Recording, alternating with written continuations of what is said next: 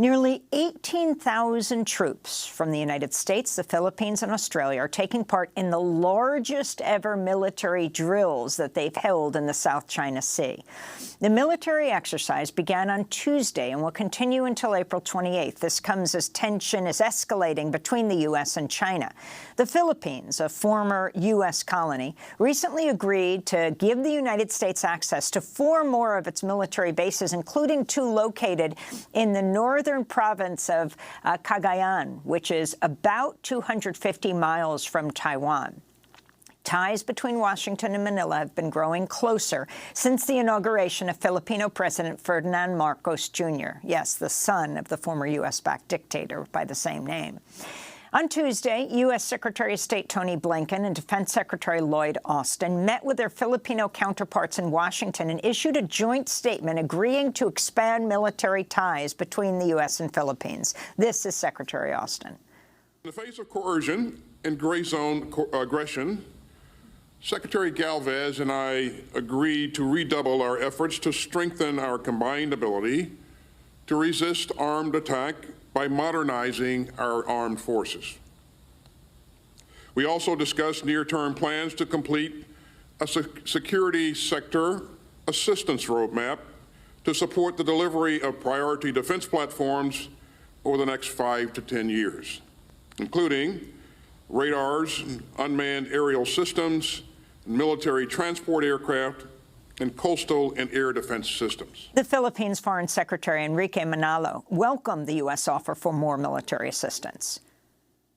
We especially welcome the United States pledge to fast-track and ramp up support for the modernization of our defense, civilian law enforcement, and humanitarian assistance and disaster response capabilities, especially in the maritime domain, as well as the implementation of EDCA projects and investments in and around EDCA-agreed locations. Meanwhile, in the Philippines, protests have taken place this week outside the U.S. Embassy in Manila and Quezon City, the home of the Filipino military. Clearly, the war games are intended to project U.S. power in Asia. It's not intended to defend the Philippines. It's not intended to help the Philippines modernize. It's really intended to showcase U.S. power, and it is a preparation for war. That was Renato Reyes Jr., the Secretary General of Bayan, an alliance of leftist groups in the Philippines opposed to U.S. militarism and intervention in the Philippines, speaking outside the U.S. Embassy in Manila. He joins us now from the Philippine capital, Manila. Renato Reyes Jr., welcome to Democracy Now! Can you talk about the significance of what Secretary Austin, Lloyd Austin, the Defense Secretary of the United States, is calling the largest ever war game exercise of its kind in the South China Sea, and what this means to you? Well, good evening from Manila. The recent war games, or the ongoing military exercise in the Philippines, is really intended to project U.S. power in this part of the region, and it has a very provocative nature.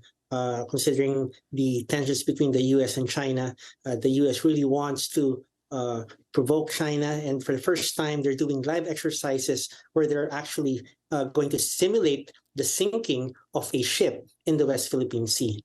This is on top of having expanded U.S. bases in the Philippines, especially in areas that are near Taiwan and near the South China Sea. All these taken together would really raise tensions in the region and would trigger an endless arms race between the U.S. and China. And in that scenario, the Philippines would be caught between 2 opposing giants. It is not in our interest to see the conflict escalate. We want peace in the region. We want respect for our sovereignty, for our sovereign rights. We don't want incursions from China, but we don't want to be used as a staging ground for U.S. military intervention and hegemony in the region. So our position is that we do not welcome these exercises.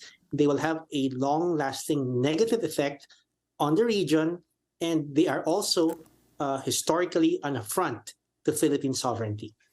So in the last few weeks, the Philippines government announced the location of 4 new U.S. military bases. Can you talk about their significance and the military presence? I mean, going back well over 100 years, the U.S. occupied the Philippines in 1898. But what this means now?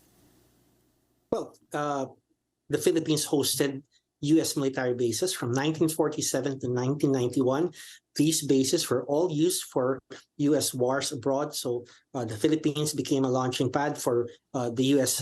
War in Vietnam. They were also involved in the wars in the Middle East and the Iraq War. So it's pretty much the same scenario right now. They're putting bases north of the Philippines so that the U.S. can have quick deployment for incidents related to Taiwan. They put up bases in the western part of the Philippines facing the South China Sea so that the U.S. can deploy ships whenever it's necessary to project its power in that part of the region. So all these bases are not for defensive purposes. They're actually allowing the U.S. to pre-position weapons, to pre-position warships, to station troops, which can be deployed at any time overseas for offensive military action. So that practically drags the Philippines to a new round of conflicts, which are not in our interest. It's a repeat of what we experienced during the Vietnam War and other U.S. wars thereafter. China's foreign ministry has said the United States is strengthening its military deployment in the Philippines would only lead to more tension and instability in the region. This is spokesperson Mao Ning at a press briefing last week. The facts are very clear. The United States, out of its own selfish interest and with zero-sum mindset, has continued to strengthen its military deployment in the region, the result of which is bound to increase tensions and jeopardize regional peace and stability. Regional countries should think deeply about what is appropriate and what is mutually beneficial, as to make choices that are truly conducive to their own interests and to regional peace and stability. So, Renato, if you could respond to the Chinese spokesperson and also talk about the issue of the exclusive economic zone between China and the Philippines. A decade ago, China began building artificial islands and military bases on reefs in the Spratly Islands and on Scarborough Shoal, which it seized in 2012. Yeah, so there's an ongoing inter-imperialist rivalry between China and the U.S.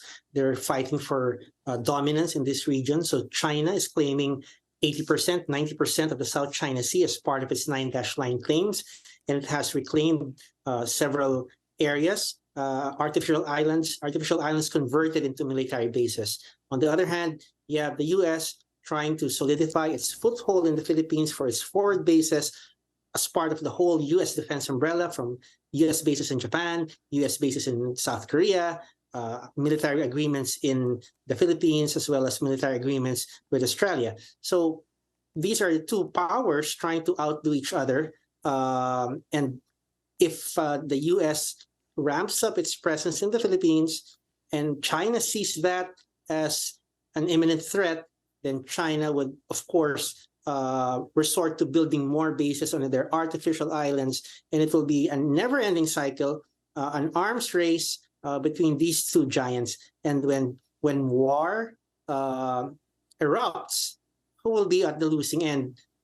Poor countries like the Philippines, those who are not superpowers, they are the biggest losers if the conflict escalates between the U.S. and China. So we're pretty clear that we don't want that to happen, and that's why we don't want these military exercises, live fire drills, the sinking of ships.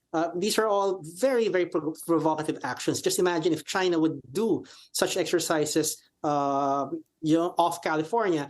That would also trigger a very hostile response from the United States. So really, this whole scenario that you're doing it's going to lead to heightened conflict. It's actually a preparation for war, and it's something that we don't want to happen in the near future. We just have 30 seconds. I'm looking at some of the signs at the protests, green spaces, not military bases. Can you talk about the environmental impacts of U.S. military bases and the impact on women and girls with the U.S. military there?